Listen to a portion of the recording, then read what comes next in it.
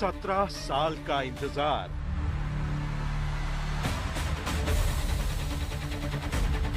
चौदह साल तक चली मुंबई आतंकी हमले के मास्टरमाइंड को वापस लाने की कोशिश अब कामयाबी तक पहुंची है। 166 लोगों की मौत का गुनहगार जल्द भारत के शिकंजे में होगा। भारत लाए जाने के बाद उन 166 लोगों के साथ इंसाफ होगा जो 2008 के मुंबई हमले में मारे गए थे। ये फैसला भारत की मोदी सरकार के लिए बड़ी कूटनीतिक जीत है। 14 फरवरी को प्रधानमंत्री नरेंद्र मोदी की मौजूदगी में राष्ट्रपति ट्रंप ने तहव्वुर राणा को भारत को सौंपने का ऐलान किया था। भारत आने से पहले तहव्वुर राणा ने खुद को बचाने की बहुत कोशिश की।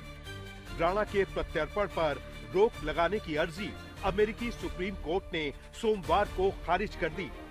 तहव्वुर ने भारत आने से बचने के लिए याचिका दायर की थी।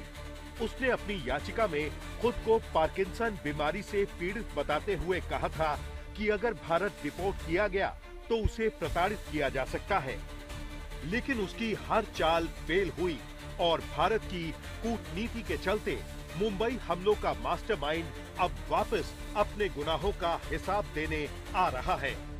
जो हमारी हालात हैं इस समय, जब हमें दुनिया में अलग अलग किनारों पे हमारे जो एंटी नेशनल इंटरेस्ट दिखते हैं, उन तक को सबक पहुंचाने का एक बहुत बड़ा सिग्नल है कि अब आप अपनी एक्टिविटीज कुछ बदलिए। That is one. बट उसके अलावा डेफिनेटली सबसे पहली बात तो ये जस्टिस है। जो बॉम्बे अटैक्स में जिन लोगों की जाने गई हैं उनका बहुत बड़ा अचीवमेंट है। ये जस्टिस मिलेगा अब इंडिया में आके उसको, राइट। हमारी इंडियन इंटेलिजेंस उससे काफ़ी कुछ और डिटेल्स भी निकालेगी, वो भी एक हमें फ़ायदा होगा, नो डाउट। बट इन सब के अलावा ये भी फ़ायदा है कि भारत और अमेरिका की ये इंडिकेट करता है हमारी cooperation in investigative cases as well as in legal cases.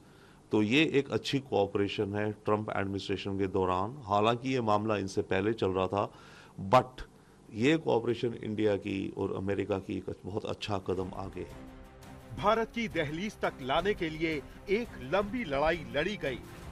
2011 में भारत की एनआईए ने राणा के खिलाफ चार्जशीट दाखिल की।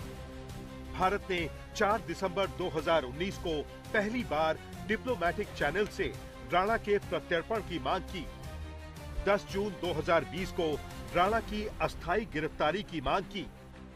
फरवरी 2021 में भारत ने आधिकारिक तौर पर प्रत्यर्पण की मांग करते हुए अमेरिकी न्याय विभाग को नोट भेजा। 22 जून 2021 को अमेरिका की संघीय अदालत में राणा के प्रत्यर्पण को लेकर सुनवाई के दौरान भारत ने सबूत पेश किए। विशेष में मेरे साथ अभी के लिए बस इतना ही। देश और दुनिया की तमाम खबरों के लिए आप बने रहिए हमारे साथ। देखते रहिए आज तक।